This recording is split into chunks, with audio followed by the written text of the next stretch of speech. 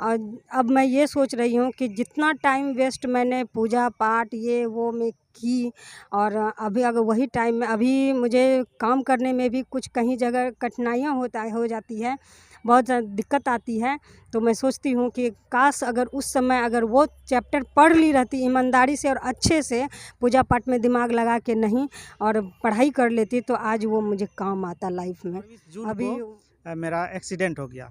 तो एक्सीडेंट हो गया तो मेरे ऊपर पहाड़ टूट गया। अब मैं कैसे करूँगा, ये सब सोचने लगे कि अब तो ये इसका डगमगा जाएगा। लेकिन अगर मेरी ऐसी पत्नी नहीं होती, अगर ये मेरे साथ नहीं होते, तो शायद मैं यहाँ आज नहीं रहता। इतना इन्होंने मेरा सपोर्ट किया, इतना सेवा की, इतना मतलब कि हमको फील नहीं होने दिया कि आप 14 में मेरी बाबू हो गई, मार्च में बाबू हो गई, बड़ी वाली बेटी ही है। और बेटी को देखकर मैं बहुत खुश हो गई कि मुझे जितना स्ट्रगल करना पड़ा, मैं इसको स्ट्रगल इतना नहीं करने दूँ, और सारा सुविधा देके जो ये बनना चाहिए से जो बच्चे को मिलता है कि 100 रुपया, 10 रुपया, 50 रुपया करके उसको कलेक्ट करके मैंने पैसा रखा था और उसी से फॉर्म भर दिया। इसके बाद फिर मेरा हो गया तो सब लोग को खुशी हुआ। बड़ी एक दीदी थी जो कि इंटर में थी, किसी तरह से संघर्ष करके वो भी इंटर तक पढ़ी थी, और किसी कारण बस उनका डेथ हो गया। और इसके बाद डेथ होने के बाद सब लोग कहने लगे कि नहीं, ये लड़की ही है, वो भी इंटर तक पढ़ी इसीलिए डेथ कर गई है, और अब इनका भी आगे नहीं बढ़ाना सही नहीं है। नमस्कार, आप देख रहे हैं NB न्यूज़ 24/7 नीलम बोध के साथ। और साथियों, आज हूं मैं बिहार के सीतामढ़ी में, और मैं आपको आज एक ऐसी शख्सियत से रूबरू कराऊंगी जिसने कि बिहार में पनप रही रूढ़िवाद, परंपराओं, पाखंडवाद और अंधविश्वास को कुचेलकर और खासकर उसको धराशाही करके आज एक ऐसे मुकाम पर पहुंची है। अगर उनको व्यक्ति सुनेंगे, जानेंगे, तो कहीं ना कहीं उनसे प्रेरणा लेंगे, क्योंकि आज जिस तरह से बिहार का हम सिनेरियो उठाकर देखें तो बिहार में बहुत ज़्यादा पाखंडवाद है, जहाँ खासकर परंपराओं के तहत लड़कियों को मात्र 11-12 साल की उम्र में विवाह कर दिया जाता है। लेकिन वहीं पर मेरे साथ में जो शख्सियत है, उन्होंने इन सभी परंपराओं का त्याग किया और समाज से एक लोहा लेते हुए वो सफलता के शिखर पर पहुंचे। तो आइए रूबरू कराती हूं मैं उस शख्सियत से। मैडम, स्वागत है आपका NB न्यूज़ में। Thank you ma'am. पहले तो आपका नाम जानना चाहूँगी और संक्षिप्त में थोड़ा परिचय बताएं अपना। मैं रेणु कुमारी भागलपुर ज़िले से हूँ, और अभी मैं उत्तर बिहार ग्रामीण बैंक में शाखा प्रबंधक हूँ। साथियों, मैं आपको बता दूं, क्योंकि बहुत सारे लोग जो बैंक प्रबंधक है उसका मीनिंग शायद नहीं समझते होंगे, लेकिन इंग्लिश में इसको बैंक मैनेजर कहते हैं। तो मैडम, जिस तरह से आपके जीवन का संघर्ष रहा, थोड़ा सा उस पर प्रकाश डालें हमारे दर्शकों के लिए। लड़कियों के जीवन में तो बहुत सारे संघर्ष होते ही हैं, और ख़ास करके बिहार में लड़कियों को बहुत ही कमज़ोर समझा जाता है, और शादी के बाद तो और भी इनको इतना कमज़ोर समझा, घर से बाहर भी निकलने नहीं दिया जाता है। उसी में से जब मैं बचपन में छोटी थी तो उसमें पढ़ाई के लिए तो गांव में देखते थे तो कोई पढ़ती नहीं थी। 6-7 तक हुई तो बहुत हो गया। मेरी ही बैच की लड़की सब 6 में शादी हो गई थी। और मेरे पापा एक कर्मचारी थे, प्यून जिसको बोलते हैं, वेलफेयर कल्याण विभाग में प्यून थे, और आर्थिक स्थिति भी इतनी मजबूत नहीं थी, और मेरा गांव भी इतना रूरल एरिया में था कि वहाँ पढ़ने लिखने का मतलब कि बहुत सारे ऐसा कोई साधन ही नहीं था पढ़ने के लिए। स्कूल भी थे तो बहुत ही टूटे फूटे थे, वहाँ पर कोई जाता नहीं था। बाढ़ पीड़ित आ गया तो उसमें गाय भैंस बकरी जो होता है बिहार का वो सब रहता था, लेकिन लड़कियाँ लड़के कोई भी जाता नहीं था। इतना बैक रहने के बाद भी मेरे पापा बोले कैसे तुम पढ़ना चाहती हो। हम हमेशा जो है कोई न कोई पेपर लेके या कोई कॉपी लेके या ज़मीन पे लिखते उखते थे। तो पापा को लगा कि इसको लगता है पढ़ाई से बहुत ज़्यादा लगाव है। तो पापा बोले कैसे चलो तुमको एक जगह लेके जाते हैं, जहाँ मेरे पापा झारखंड में साहेबगंज ज़िले में वेलफेयर डिपार्टमेंट में जॉब करते थे। तो वहाँ पर लेके गए हमको, तो वहाँ पर देखें। सबसे पहले पापा हमको ऑफ़िस में ही लेके जाते थे, तो देखने में अच्छा लगता था कि किस तरह से ऑफ़िस में बैठ के सब लोग जो है कि आराम से जॉब करते हैं, और इतना आराम से लिखने पढ़ने वाला काम बहुत ही अच्छा लगता था हमको बचपन से ही। तो घर आने के बाद भी शाम में मेरे बड़े पापा थे जो साथ में ही रहते थे, तो उनकी बेटी थी तो 8 क्लास में ही शादी कर दी गई थी, जो कि उनको पढ़ाई लिखाई से उतना उनको कोई मतलब नहीं रहा। तो शाम में जब हम लोग इकट्ठे होके बैठते थे तो बड़े पापा मेरे बोले कि अच्छा एक कंपटीशन करते हैं कि कौन पढ़ने में ज़्यादा तेज़ है, इसके थोड़ा जांच करते हैं। तो सब लोग जो है गांव में हम ये बैलगाड़ी ज़्यादा देखते थे, तो सब लोग बोले जिसको जो अच्छा लगता है, जो जिस पे लिख सकता है उसी पर तुम लोग एक ऐसे लिखो। तो उसमें मैं एक बैलगाड़ी पर ही ऐसे लिखी और इतने सुंदर से लिखी, इतना अच्छा से लिखे कि सब बोले क्या नहीं इसको पढ़ने में अच्छा लग रहा है और इसको आगे पढ़ाना है। उसी समय मेरा एडमिशन वहीं पर करा दें, जो कि दोबारा हमको गांव आने का मौका नहीं मिला। तो इसके बाद फिर वहीं पर हम शिफ्ट हो गए, बड़े पापा के ही पास रहने लगे। तो 7 तक तो वहीं 7 8 में जब मैं 8 9th में गई तो हमसे बड़ी एक दीदी थी जो कि इंटर में थी, किसी तरह से संघर्ष करके वो भी इंटर तक पढ़ी थी और किसी कारण बस उनका डेथ हो गया। और इसके बाद डेथ होने के बाद सब लोग कहने लगे कि नहीं ये लड़की ही है, वो भी इंटर तक पढ़ी इसीलिए डेथ कर गई है और अब इनका भी आगे नहीं बढ़ाना सही नहीं है और इसको अभी जो है आप शादी कर दीजिए। मैडम, जिस तरह से अभी आपने बताया कि जो आपकी सिस्टर है इंटर में गई और फिर उसके बाद में उसकी मृत्यु हो गई, तो कहीं ना कहीं लोगों ने इसको पाखंडवाद से या जिस तरह से अंधविश्वास है उससे जोड़ के देखा कि लड़कियां पढ़ेंगी तो उनकी मृत्यु हो जाएगी, इसी तरह से आपको भी रोकने का प्रयास किया गया। जी, ये तो सही है कि मुझे भी रोकने के लिए बहुत प्रयास किया गया, परिवार के तरफ से, समाज के तरफ से, हर तरफ से को रोका गया। कि गांव में ये भी होता है कि बूढ़ा बुजुर्ग जब ज़्यादा वृद्ध हो जाते हैं तो कहते हैं कि नहीं इनकी शादी देख लेंगे तब मरेंगे, ऐसा भी है, रीति रिवाज है हमारे बिहार में।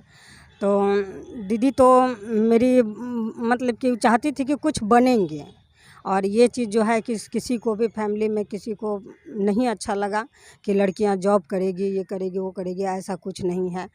लड़की को मेन है कि पढ़ाई से रोकने के लिए था। जबकि मेरे घर में बड़ी दीदी जो थी कि मेरी नन मैट्रिक में ही शादी कर दी गई थी और उनका भी सबका कहना था कि इनका भी मैट्रिक कम से कम मैट्रिक करके शादी करें, लेकिन उनका इच्छा था कि इसे हम जॉब करेंगे। तो डेथ करने के बाद तो फिर मुझे भी रोका गया। तो मैं रोने लगी, बहुत रोने लगी, अपने पापा के पकड़ के रोने लगी। तो मेरे पापा बोले कैसे तुम घबराओ नहीं, तुम्हारे साथ हम हैं।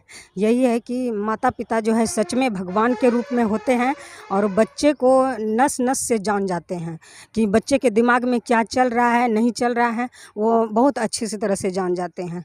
और पापा हमको पकड़ के गले लगाएं, इसके बाद बोले कि तुम जहाँ पढ़ोगी जैसे कहोगी वैसे हम करेंगे। सारी दुनिया एक तरफ, सारे समाज, सारे परिवार एक तरफ और मेरे पापा मेरे साथ थे और जिसके कारण कि स्ट्रगल तो मेरे वहीं से शुरू हो गया। पापा ने बहुत ज़्यादा सहयोग किया आपको। वहाँ से स्ट्रगल मेरा शुरू हो गया। तो इसके बाद मैं किसी तरह से मैट्रिक पास की। मैट्रिक पास करने के बाद एक बार मैं ये पॉलिटेक्निक का निकला था तो उसमें मैं फॉर्म भरी तो बहुत ही अच्छे रैंक से मैं पास हो गई, 4th रैंक था, एडमिशन भी हो गया था। लेकिन वहाँ हॉस्टल नहीं मिलने के कारण मुझे वहाँ रखा नहीं गया, इसलिए कि लड़की है बाहर कैसे रहेगी और वहाँ उसको बाहर नहीं रहना है, इसीलिए वहाँ से मेरा किसी तरह एडमिशन किया हुआ वापस लेके या वापस घर ले आए। तो इसके बाद फिर मैं रोने लगी, 2-3 दिन तक तो बहुत ही उदास रही। फिर एक बीबीए का फॉर्म निकला, चुपके से मैं अपनी फ्रेंड के घर जाती थी और न्यूज़पेपर देखती थी, क्योंकि पढ़ने लिखने का मुझे बहुत शौक़ था बचपन से ही। तो वहाँ से फिर न्यूज़ में देखें कि बीबीए का, तो बीबीए क्या होता है। और मेरे जिस ज़िले में रहती थी उस ज़िले के नज़दीक में मेरा वो ज़िला था भागलपुर, और साहेबगंज में मैं रहती थी। और भागलपुर ज़िले में से ही निकला था कि नज़दीक में नहीं जाना पड़े, नज़दीक में भी रहना पड़ेगा और परिवार का भी बात रह जाएगा और मेरा भी इच्छा पूरा हो जाएगा। तो हम भागलपुर से ही निकला, तो उसमें भी मैं इंट्रेंस एग्ज़ाम दी अपने फ्रेंड के लोग के साथ ही।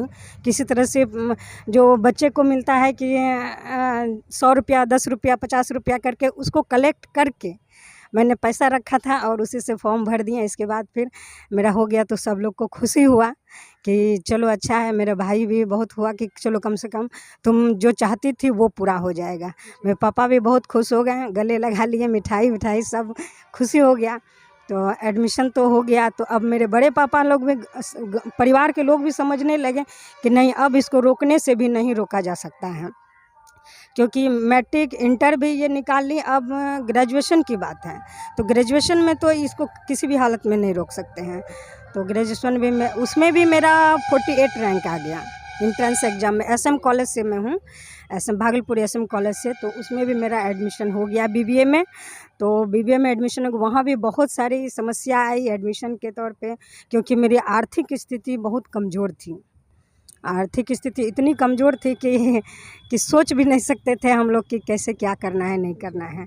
तो फिर भी मेरे फ्रेंड के मम्मी पापा शिक्षक थे, मम्मी भी उसकी शिक्षक थी, उससे भी मुझे बहुत प्रेरणा मिला कि जब वो कर सकती है तो हम भी क्यों नहीं कर सकते हैं। तो उन लोग का भी बहुत सहयोग रहा। और इसके बाद मेरा एडमिशन हो गया वहाँ पर। और फर्स्ट ईयर में तो बहुत प्रॉब्लम हुआ जब हॉस्टल भी मिला, वहाँ रहने के लिए भी बहुत मतलब कि अच्छा सुविधा भी मिला। हमको तो पढ़ना था, कहीं हमको खाने पीने रहने से हमको एसी कूलर का कोई शौक़ नहीं था, क्योंकि हमको पढ़ने का शौक़ था, कुछ करने का शौक़ था। तो हॉस्टल में रह गई। इसके बाद फिर तब सेकेंड ईयर में एडमिशन के लिए मेरा थोड़ा सा फिर दिक्कत हो गया कि एडमिशन फ़ी वगैरह चाहिए रहने के लिए। तो मात्र 500-1000 रुपया मिल जाता था उस समय, तो बहुत था पॉकेट खर्च।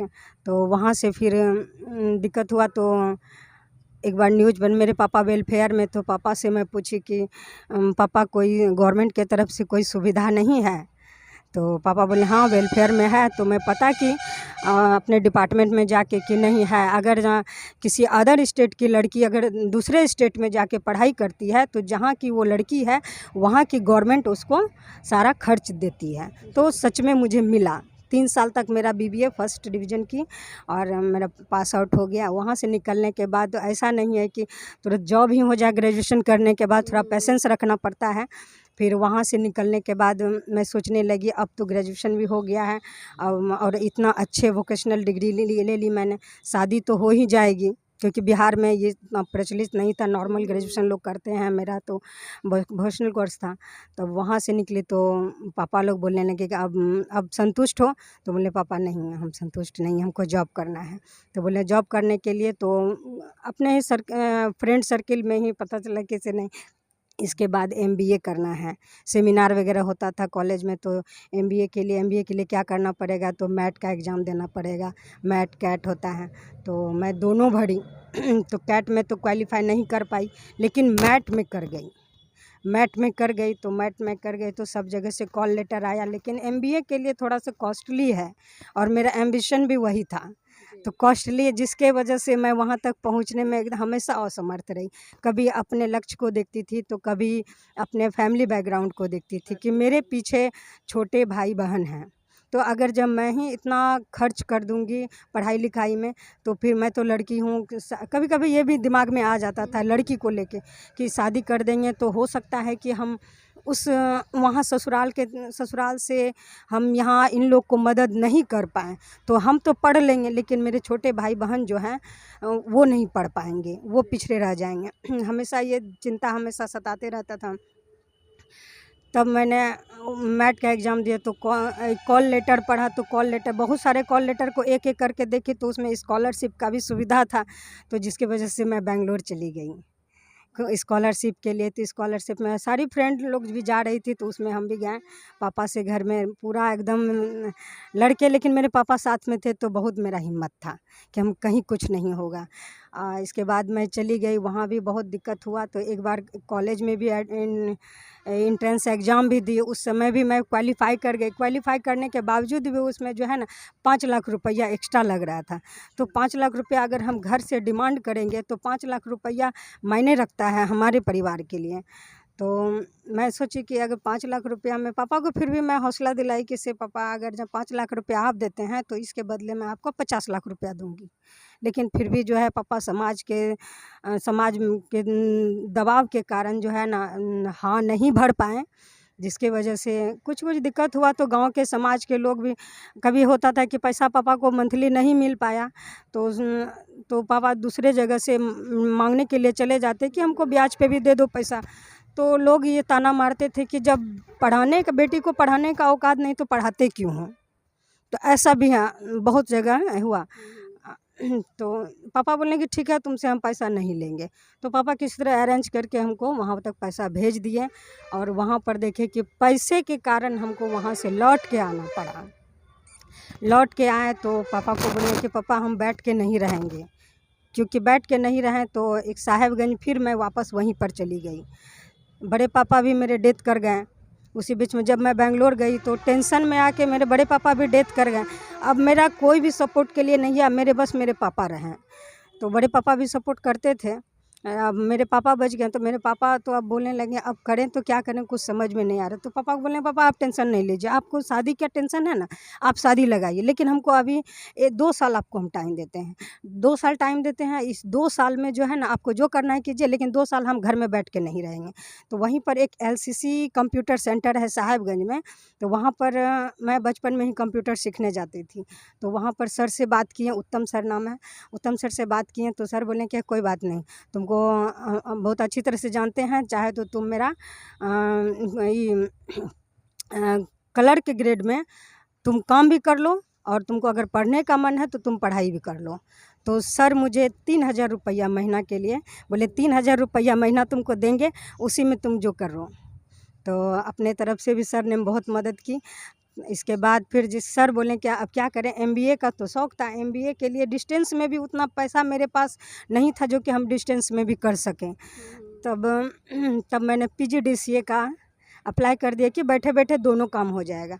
तो PGDCA भी मेरा कंप्लीट हो गया और 2012 में ही मेरी शादी भी फाइनल हो गई, जो कि मेरे हस्बैंड हैं खड़े हैं। और इतना पापा को भी बोल दी थी मैंने कि मैं उसी लड़के से शादी करूँगी जो जॉब में नहीं है, डिग्री सफिशिएंट हो, जो कि मुझे भी समझे और मैं भी उसको समझ सकूं। तो दोनों का इतना अच्छा कॉम्बिनेशन होगा। अब इसके लिए अब किसको धन्यवाद दें अब नहीं पता है। तो मतलब आपकी जो बाकी पढ़ाई है वो शादी के बाद हुई और नौकरी भी शादी के बाद हाँ, लगी? पढ़ाई तो मेरा वहीं तक ही रहा। जी। हाँ, इसके बाद फिर मैं जॉब के बात कही इनसे कि मुझे जॉब करना, ये भी बोले कि ठीक है आपको कोई दिक्कत नहीं होगा, जो आपका एम्बिशन है वो पूरा हम करेंगे। तो खुशी से तो आंसू आ गए थे, अच्छा भी लगा। जो होता है कि रात में सुहाग रात में लोग मतलब कि यही सब हम लोग डिस्कस किए, एक दूसरे से प्रॉमिस किए कि हम आपका साथ देंगे, आप मेरा साथ दीजिए। क्योंकि मेरा ससुराल और मायके दोनों 8 किलोमीटर के डिस्टेंस में है और समाज मतलब कि वही है, जो वहाँ समाज था वही समाज मेरा भी था, यहाँ भी था। तो यहाँ से मेरे ससुर जी जो अब तो डेथ कर गए हैं, वो भी बहुत कोऑपरेटिव रहे। तो बोले ठीक है ये पढ़ेगी तो हम पढ़ाएंगे।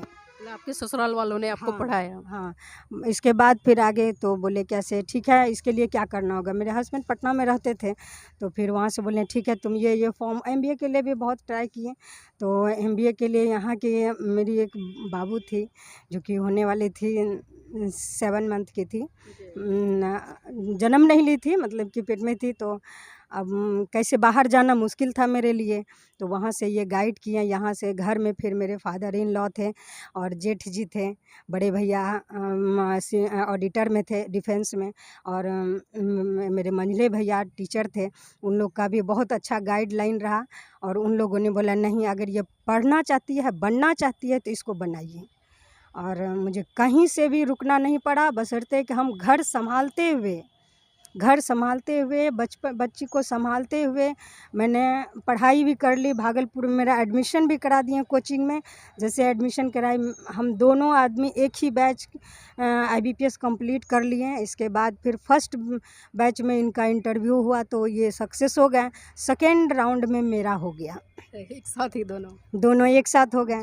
इसके बाद जब ये तो अप्रैल में ज्वाइन किए और मैं सबसे पहले मैं ये बता दूं कि मेरी बेटी का जन्म जो 13 में शादी हुई, 12 में फाइनल हुआ, 13 में शादी हुई और 14 में मेरी बाबू हो गई।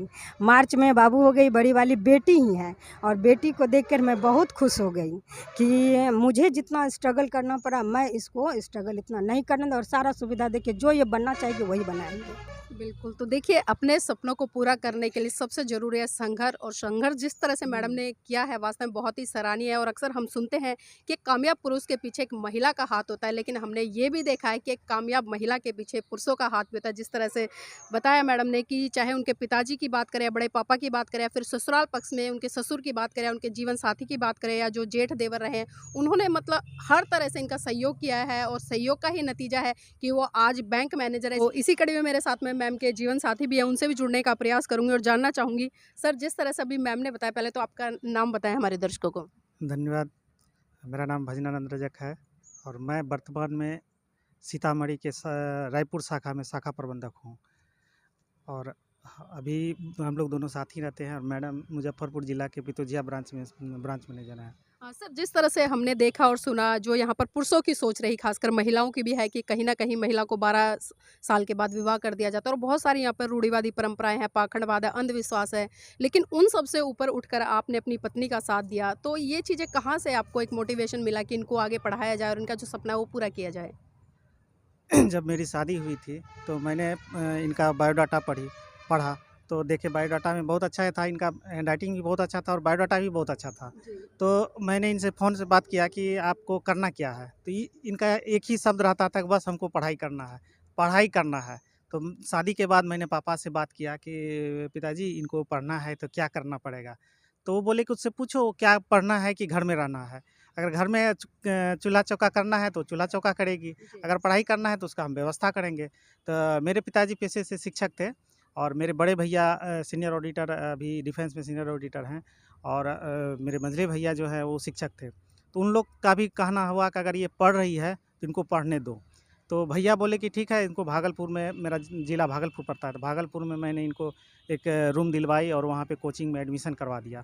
तो ये तैयारी करने लगे और बीच बीच में मैं भी गाइड कर रहा था।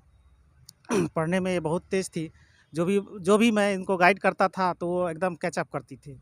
तो इस तरह से हम भी अपना पढ़ाई करते थे और इनको भी पढ़ाते थे, दोनों साथ-साथ पढ़ते थे। जैसे कि एक बैलगाड़ी का जो 2 पहिया होता है, बस दोनों पहिए की तरह हम लोग दोनों गाड़ी को चला रहे थे। तो इस तरह से हम लोग दोनों तैयारी किए, तो दोनों का रिज़ल्ट आईबीपीएस में दोनों का रिज़ल्ट हो गया। तो इन फर्स्ट जब मैंने उत्तर बिहार ग्रामीण बैंक का फॉर्म फिलअप किया तो मेरा फर्स्ट लिस्ट में आ गया, इनका नहीं आया, तो ये मायूस हो गई। तो मैंने बोला कि कोई बात नहीं, ये तो शुरुआत है, जब गेट के अंदर प्रवेश कर गए हैं तो रूम तो ऑटोमेटिक मिल ही जाएगा, इसलिए आपको निरंतर आप तैयारी करते रहिए और आपको सफलता ज़रूर मिलेगी। तो ये पढ़ाई करते रही। जब मेरा सिलेक्शन हो गया उत्तर बिहार ग्रामीण बैंक में, तो फिर ठीक 3 महीने बाद सेकंड लिस्ट निकला, तो सेकंड लिस्ट में इनका नंबर आ गया। तो जब नंबर आ गया तो इनको मैंने बोला, एक ही शब्द बोला कि ये आपका लास्ट चांस है, अगर आप इसमें सक्सेस हो गए तो फिर आप जॉब में आइएगा, अगर सक्सेस नहीं हुए तो फिर बहुत स्ट्रगल करना पड़ेगा, क्योंकि हम जॉब करेंगे, आप घर में रहिएगा, आपको सपोर्ट मिलेगा या नहीं मिलेगा उसका कोई गारंटी नहीं है। तो इन्होंने अपना जी जान लगा दिया कि हमको किसी न किसी प्रकार से इंटरव्यू निकालनी है। तो ये लग गई, अपना पढ़ाई करने में लग गई, दिन रात एक कर दी। और थोड़ा-सा प्रॉब्लम ये भी था कि घर को भी देखना था, घर में हम सब भाई में से सबसे छोटे थे। ये सबसे छोटी बहू हो गई, तो खाना बनाना, घर का साफ-सफाई सब करना इन्हीं को होता था। एक बच्ची, मेरी छोटी बच्ची थी, उनको भी सँभालना था और पढ़ाई भी करना था। ये हम पढ़ाई भी करती थी, सब काम को करते हुए अच्छे से पढ़ाई भी की।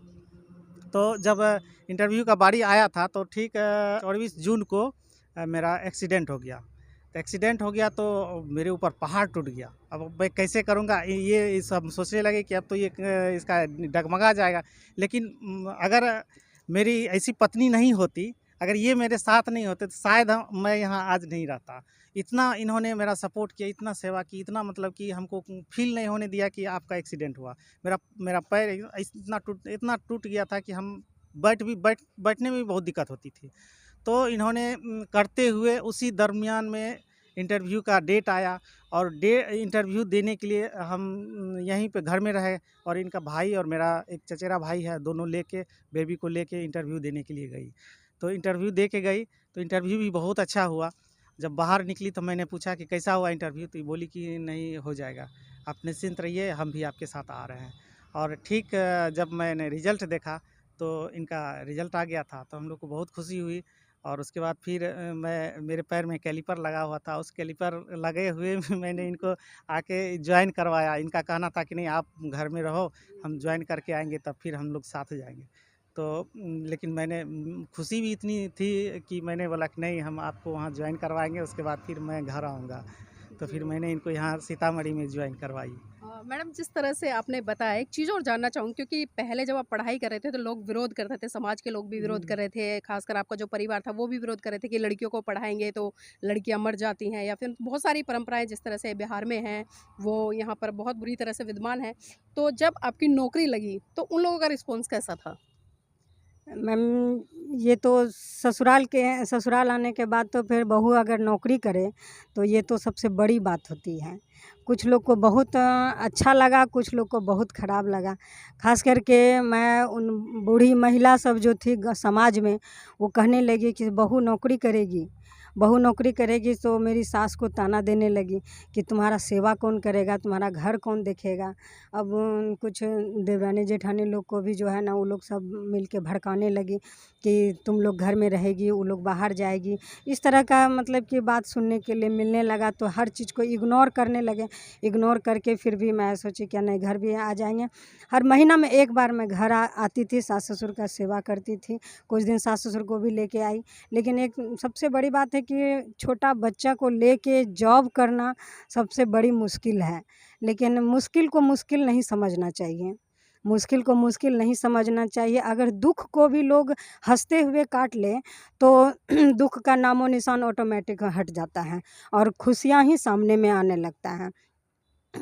वही मेरे दिमाग में हमेशा आया कि नहीं, दुख तो 2 पल का ही है, फिर तो ख़त्म ही हो जाएगा। लेकिन दुख की घड़ी में भी सुख को ही महसूस करना चाहिए। बहुत बहुत धन्यवाद। और सर, बहुत बहुत धन्यवाद आपका भी हमारे साथ जुड़ने के लिए। और साथ ही इस वीडियो को बनाने का जो मकसद था वो हमारा ये था कि इन जैसे कपल से आप लोगों को सीख लेनी चाहिए, क्योंकि जिस तरह से हम यहाँ पर देख रहे हैं या यहाँ का जो भी दृष्टिकोण है बिहार का, यहाँ पर जिस तरह से महिलाओं के साथ में बहुत ज़्यादा भेदभाव किया जाता है।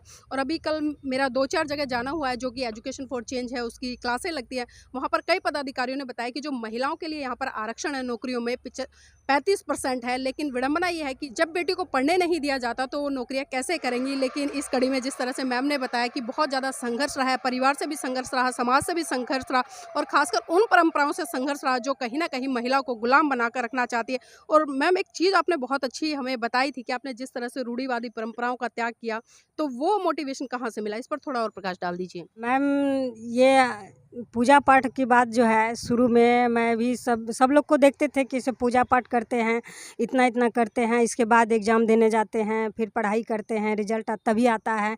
लेकिन जब मैं पूजा पाठ करने के बाद भी मेरे जीवन में इतना संघर्ष ही करना पड़ता था, तो मुझे गुस्सा आ गया शादी के बाद। और मेरे ससुर जो है कि कबीरपंथी हैं और यहाँ पर पूजा पाठ को उतना महत्व नहीं दिया जाता था, फिर भी मुझे उन्होंने रोका ही नहीं और ये महसूस होने दिया कि अच्छा, इनको भी एक ना एक दिन समझ में आ ही जाएगा। और सच में यही सही बात निकला कि अब मैं ये सोच रही हूँ कि जितना टाइम वेस्ट मैंने पूजा पाठ ये वो में की, और अभी अगर वही टाइम में अभी मुझे काम करने में भी कुछ कहीं जगह कठिनाइयाँ हो जाती है, बहुत ज़्यादा दिक्कत आती है। तो मैं सोचती हूँ कि काश अगर उस समय अगर वो चैप्टर पढ़ ली रहती ईमानदारी से और अच्छे से, पूजा पाठ में दिमाग लगा के नहीं, और पढ़ाई कर लेती, तो आज वो मुझे काम आता लाइफ में। तो इसीलिए थोड़ा अफसोस भी होता है कि क्या वो समय था जो कि टाइम वेस्ट किए। अगर हम टाइम वेस्ट नहीं किए रहते, यूज किए रहते, तो आज मुझे और भी अच्छा पोस्ट मिल जाता हमको। और एक बात मैं फिर से कहना चाहूँगी कि इंसान को भाग्यवादी नहीं, कर्मवादी बनना चाहिए, क्योंकि कर्म से ही फल मिलता है, भाग्य से नहीं। और इसकी प्रेरणा मुझे बाबा साहेब के किताब पढ़ने से, उसके जीवन संघर्ष की कहानी पढ़ने से, मैं भगवान बुद्ध की प्रेरणा से ही मिली है। और मेरे ससुर जी कबीरपंथी हैं, तो उनका भी मैं प्रवचन सुनती थी, तो सच में वो चीज़ साबित हो गया है कि और मैं सब लड़कियों को भी यही कहूँगी कि घर का काम करते हुए भी आप पूजा पाठ में टाइम वेस्ट नहीं भी करेंगे तो चलेगा, लेकिन अगर आप पढ़ाई नहीं करेंगे तो ज़िंदगी भर पछताना पड़ेगा। जी। तो देखिए कहीं न कहीं ज़रूरत है, मैं फिर दोबारा से कह रही हूँ, इनसे सीख लेने की, क्योंकि जिस तरह से इन्होंने रूढ़िवाद परंपराओं को त्यागते हुए और ख़ासकर समय पर समझा कि अगर जो समय इन्होंने पूजा पाठ में लगाया, कर्मकांड में लगाया या रूढ़िवादी परंपराओं को बढ़ाने में लगाया और उस समय ये नहीं करती, तो आज कहीं न कहीं फिर कह रही हैं कि मैं बैंक मैनेजर की जगह और भी अच्छे पद पर हो सकती थी। तो साथियों, आपसे यही उम्मीद और अपील करेंगे कि अपने घर की बेटियों को जितना हो सकता है उन्हें पढ़ाएँ, जितने वो सपने देखती है उनको पूरा करने के, उनको खुले आसमान में उड़ने के लिए आप स्वतंत्र रहें, ताकि वो ऊंचाइयों पर उड़कर अपने सपने को साकार कर सकें और कहीं ना कहीं अपने आप सेल्फ इंडिपेंडेंट होकर समाज का, देश का और राष्ट्र का नाम ऊंचा कर सकें।